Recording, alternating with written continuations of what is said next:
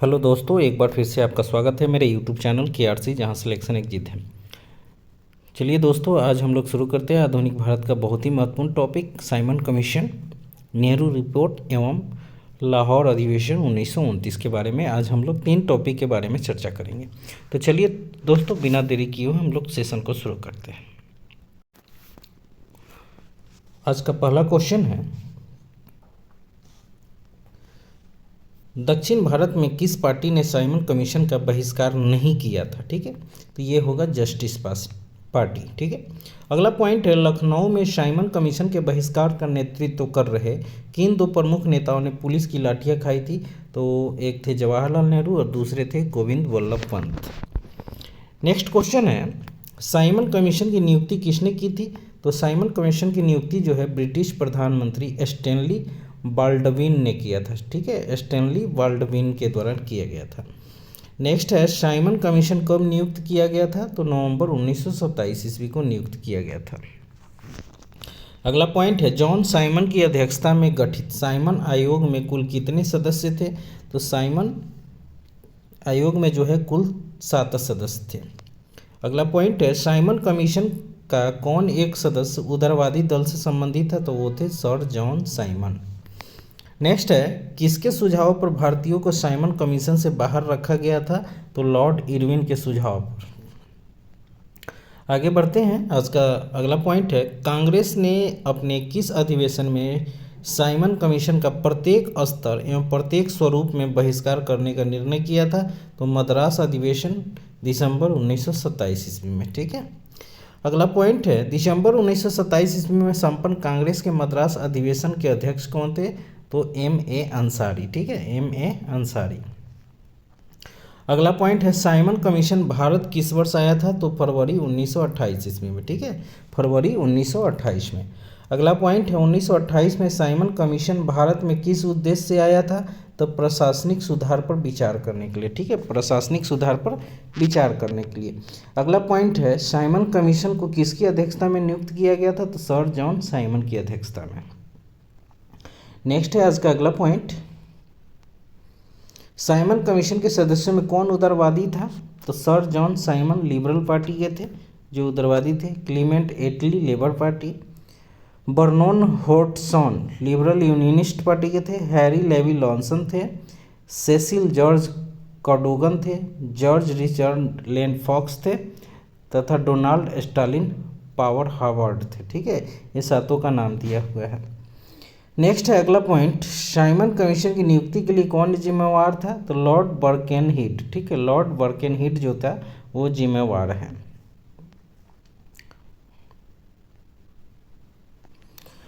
Next अगला point है, Simon commission United kingdom की संसद के कितने सदस्यों का एक समूह था जिससे ब्रिटिश भारत के लिए संवैधानिक सुधारों का सुझाव देने के लिए गठित किया गया था? उसकी संख्या 7 थी। ठीक है, कितनी थी? 7। अगला पॉइंट है, भारतीय संवैधानिक आयोग 1928 की अध्यक्षता किसने की थी? तो सर जॉन साइमन ने किया था। नेक्स्ट पॉइंट, साइमन कमीशन के संबंध में सही क्या है? तो इसको देख लेते हैं हम लोग। इसकी नियुक्ति 1919 के एक्ट के क्रियान्वयन के पूछताछ के लिए की गई थी। उसके अध्यक्ष सर जॉन साइमन थे। उसने संघीय प्रकार की सरकार के लिए संस्तुति की थी। इसने प्रांतों में द्वैध शासन को उत्तरदायी सरकार द्वारा प्रतिस्थापित करने की संस्तुति की थी और भारतीय नेताओं ने उसका विरोध किया था। तो ये सारे जो फैक्ट है ये सभी सही हैं। नेक्स्ट है, साइमन गो बैक के नारे का निर्माण किसने किया था? तो यूसुफ मेहर अली ने निर्माण किया था। ठीक है, साइमन गो बैक, यूसुफ मेहर अली।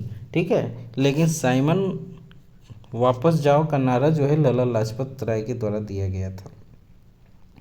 अगला पॉइंट है, फरवरी 1928 में आयोजित सर्वदलीय सम्मेलन के अध्यक्ष कौन थे? तो डॉक्टर M.A. अंसारी, जो दिल्ली में हुआ था।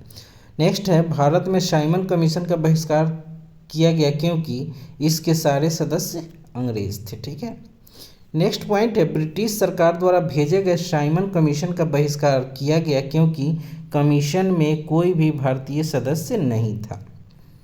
अगला पॉइंट है, लाला लाजपत राय कैसे घायल हुए थे? तो साइमन कमीशन के विरोध में लाठीचार्ज से हुए थे। ठीक है, अगला पॉइंट है, किसने कहा था मेरे ऊपर किए गए लाठियों का एक एक प्रहार ब्रिटिश सरकार के ताबूत की आखिरी कील साबित होगी?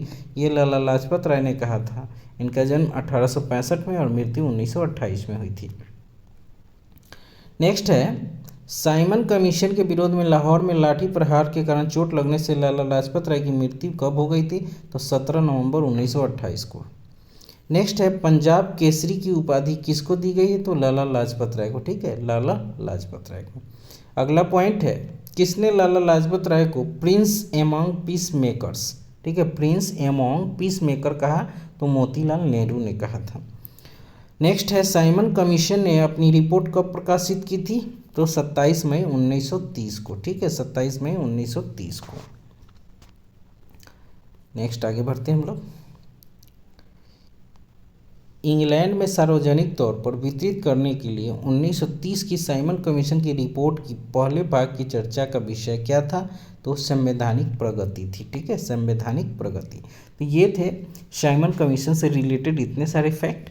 अब आगे हम लोग बढ़ते हैं नेहरू रिपोर्ट की तरफ।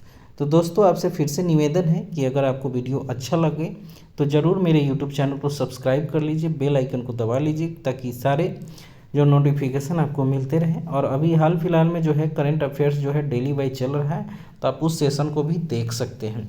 बीपीएससी टीचर्स वाले जितने भी कैंडिडेट हैं उनका एग्ज़ाम जो है जून में होने वाला है, तो आप लोग ज़रूर देखिए वीडियो को, क्योंकि ये कंटेंट जो है समग्र इतिहास बुक से किया जा रहा है। एक भी क्वेश्चन नहीं छूटेगा, लगभग सारे क्वेश्चन का संग्रह है। नेक्स्ट आगे बढ़ते हैं नेहरू रिपोर्ट की तरफ।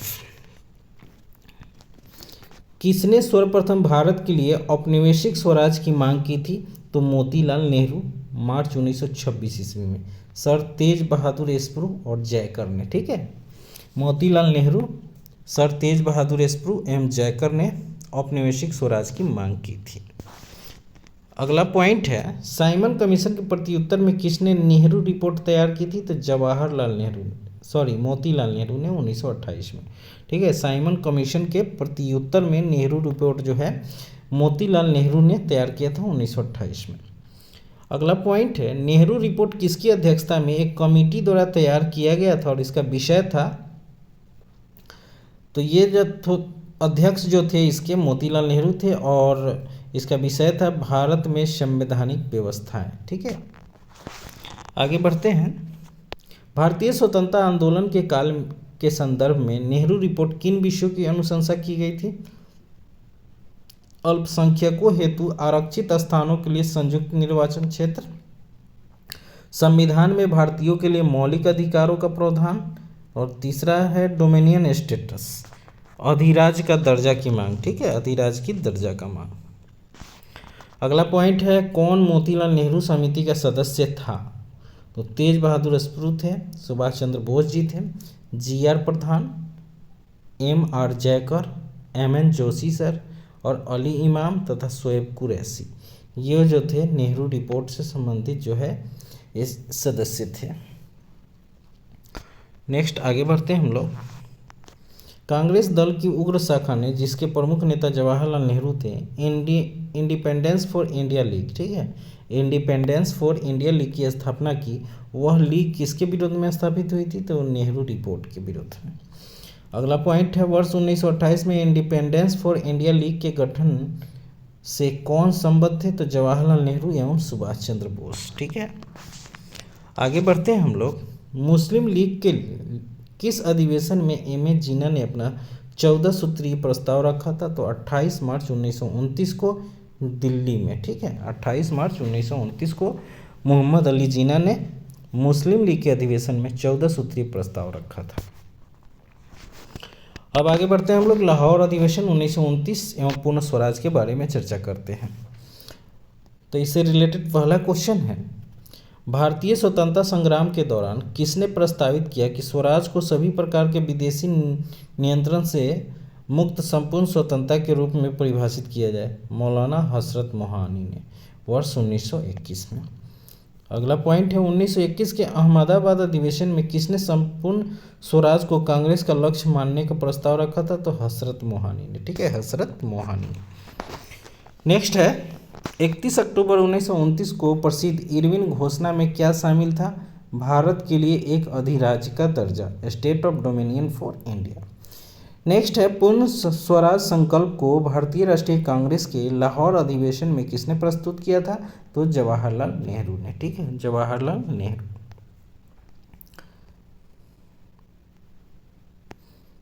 अगला पॉइंट है, किसने भारतीय राष्ट्रीय कांग्रेस के इस अधिवेशन का अध्यक्षता की थी जिसमें पूर्ण स्वराज का प्रस्ताव पारित हुआ था? तो वे थे जवाहरलाल नेहरू। ठीक है, पूर्ण स्वराज का प्रस्ताव पारित किया गया था। नेक्स्ट है, कांग्रेस के 1929 के लाहौर अधिवेशन में कांग्रेस का लक्ष्य पूर्ण स्वराज किसके द्वारा घोषित किया गया था? तो ये जवाहरलाल नेहरू के द्वारा 1929 में हुआ था। कहाँ हुआ था? लाहौर अधिवेशन में। ठीक है, जवाहरलाल नेहरू की अध्यक्षता में पूर्ण स्वराज घोषित किया गया था। नेक्स्ट है, कांग्रेस ने कब पहली बार भारत की स्वतंत्रता का प्रस्ताव पारित किया था? तो 1929 को। ठीक है, अगला पॉइंट है, भारतीय राष्ट्रीय कांग्रेस का लाहौर अधिवेशन कब पारित हुआ था? तो सन 1929 में। नेक्स्ट अगला पॉइंट है, कौन भारतीय राष्ट्रीय कांग्रेस का अध्यक्ष था जब पूर्ण स्वराज प्रस्तावित हुआ? तो जवाहरलाल नेहरू जी थे। नेक्स्ट पॉइंट है, भारतीय राष्ट्रीय कांग्रेस का वह अधिवेशन जिसमें संपूर्ण स्वाधीनता की शपथ ली गई थी वह कौन सा था? तो लाहौर अधिवेशन 1929। नेक्स्ट है दोस्तों, भारतीय राष्ट्रीय कांग्रेस ने पूर्ण स्वतंत्रता प्राप्ति का लक्ष्य किस वर्ष घोषित किया था? तो वर्ष 1929 में घोषित किया था। अगला पॉइंट, भारतीय राष्ट्रीय कांग्रेस के किस अधिवेशन की अध्यक्षता जवाहरलाल नेहरू ने सर्वप्रथम की थी? तो लाहौर अधिवेशन 1929 में। लाहौर अधिवेशन 1929। नेक्स्ट है, स्वतंत्रता का नवगृहित तिरंगा पहली बार कब फहराया गया था? 31 दिसंबर 1929 को। ठीक है, 31 दिसंबर 1929 को नवगृहित तिरंगा पहली बार फहराया गया था। अगला पॉइंट है, 31 दिसंबर 1929 को अर्धरात्रि में भारतीय राष्ट्र ध्वज किसने फहराया था? तो जवाहरलाल नेहरू जी ने। जवाहरलाल नेहरू ने। अगला पॉइंट है, भारतीय राष्ट्रीय कांग्रेस के लाहौर अधिवेशन 1929 के अध्यक्ष थे? तो जवाहरलाल नेहरू।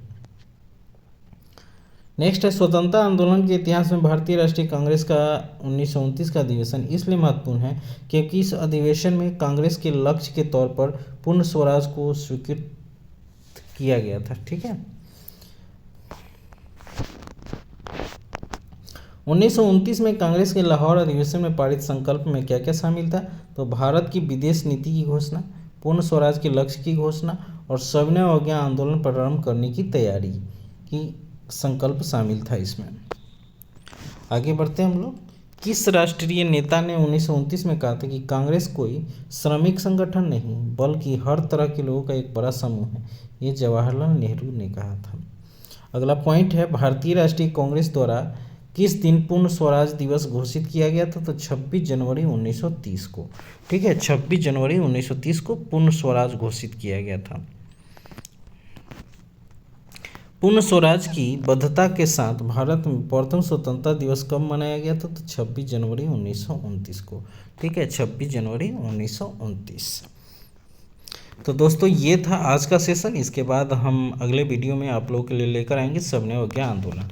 अभी जो है छोटे छोटे टॉपिक जो हैं वो कम टाइमिंग में आपके लिए उपलब्ध कराया जा रहा है कि बहुत सारे बच्चों ने कहा कि सर 1 घंटा 2 घंटा का वीडियो नहीं देख पाते हैं, इसलिए मैंने टॉपिक बाय टॉपिक जो है सेशन शुरू किया है। तो आप लोगों को कैसा लग रहा है ज़रूर बताइएगा, और कम समय में आप लोग जो है टॉपिक बाय टॉपिक वीडियो देख सकते हैं। और अभी हाल फिलहाल में जो है करंट अफेयर डेली वाइज जो है सेशन चल रहा है, तो उसको भी देखना ना भूलें, ज़रूर देखिए। अगर अच्छा लगे तो आप लोग ज़रूर शेयर और सब्सक्राइब करते रहिए। फिर मिलते हैं अगले वीडियो में, तब तक के लिए धन्यवाद दोस्तों। अपनी पढ़ाई को जारी रखिए और अपने लक्ष्य की प्राप्ति तक लगातार बने रहिए। धन्यवाद।